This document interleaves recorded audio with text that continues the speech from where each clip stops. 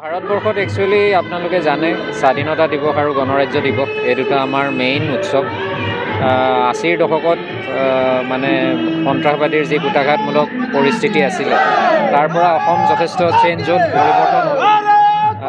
এই অসমত বৰ্তমান এক বাতাবৰণ সৃষ্টি কৰাৰ বাবে গণৰাজ্য দিৱসত যাতে সকলো মানুহ স্বতঃস্ফূৰ্তভাৱে ওলাই আহে, তাৰ বাবে আজিৰ আমাৰ এই কুচকাৱাজ আমি মানে বাহিৰ কৰিছোঁ। পুলিচ ৰিজাৰ্ভৰ পৰা টাউনৰ মাজেৰে আকৌ পুলিচ ৰিজাৰ্ভলৈ কৰি যাম।